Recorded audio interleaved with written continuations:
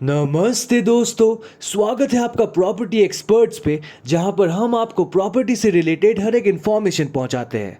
तो लाखों करोड़ों रुपए के प्रॉपर्टी खरीदने से पहले हमारे वीडियोस को ज़रूर देखें ताकि आप किसी भी प्रकार के फ्रॉड या फिर स्कैम से बच पाए।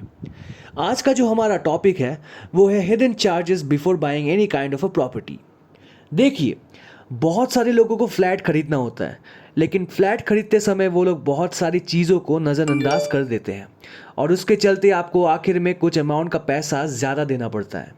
ये बात आपको अंत में पता चलता है क्योंकि बहुत सारे जो हिडन चार्जेस है बिल्डर की तरफ से वो आपको शुरुआती दौर में पता नहीं चलता।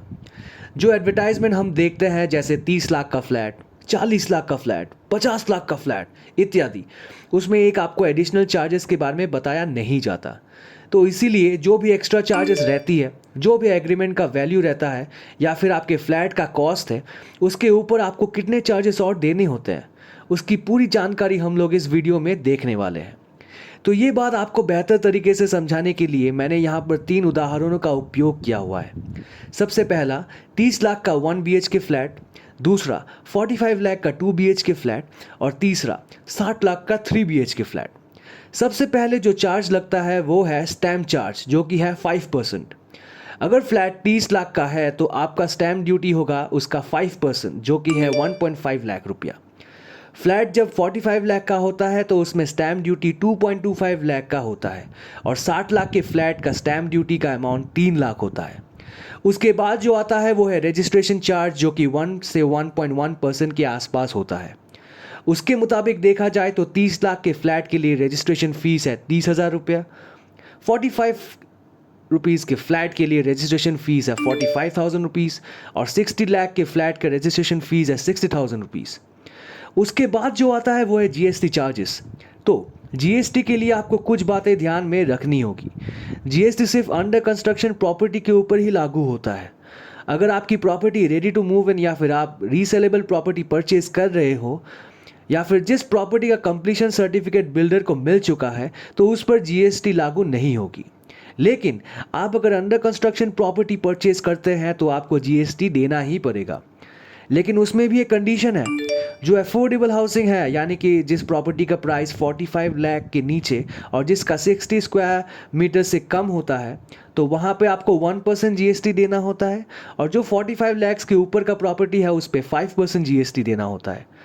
तो उसी से देखा जाए तो 30 लाख का जो फ्लैट है उस पर अफोर्डेबल हाउसिंग में आता है और उसका GST चार्जेस 30,000 होता है। हालांकि 45 लाख और 60 लाख के फ्लैट में आपको 5% के अनुसार 2,25,000 रुपये और 3 लाख रुपए का GST देना पड़ता है। ये चार्ज आपको स्टैम्प ड्यूटी और रजिस्ट्रेशन के अलावा देना पड़ता है। उसके बाद आता है पार्किंग चार्जेस। बहुत सारे जगह पर पार्किंग नहीं रहता है, इसीलिए बिल्डर जो है पार्किंग अलग से बेचता है। सियाना आदमी ओपन पार्किंग का 1 लाख करीब लेते हैं और क्लोज पार्किंग का 2 लाख रुपया लेता है। उसके बाद आता है मेंटेनेंस डिपॉजिट। जो बिल्डर्स है वो यूजुअली 2 साल के मेंटेनेंस लेते हैं और जो मेंटेनेंस है वो आपके फैसिलिटीज़ के हिसाब से तय किया जाता है। एक अच्छी सोसाइटी का मेंटेनेंस 2,500 पर मंथ लगता है और 2 साल का कंसिडर करें तो 60,000 रुपीज़ लगता है। उसके बाद आता है प्रेफरेंशियल लोकेशन चार्जेस। ये एक बहुत ही इंपॉर्टेंट टर्म है। आप जब भी फ्लैट को विजिट करने के लिए जाते हैं तो बहुत लोगों के अलग अलग डिमांड्स रहते हैं, जैसे front parking face, sea facing flat etcetera. उसके लिए कुछ एक्स्ट्रा चार्जेस देने पड़ते हैं और ये चार्जेस 50 रुपीज़ पर स्क्वायर फीट से 500 रुपीज़ पर स्क्वायर फीट तक भी लागू होता है।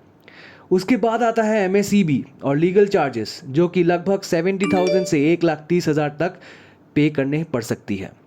तो इसी तरह अगर हम लोग टोटल चार्जेस कंसिडर करें तो 30 लाख का फ्लैट का टोटल चार्ज होता है 35,65,000, 45 के फ्लैट का एक्स्ट्रा चार्ज है 53,80,000 और 60 लाख के फ्लैट का एक्स्ट्रा चार्ज है 70,80,000।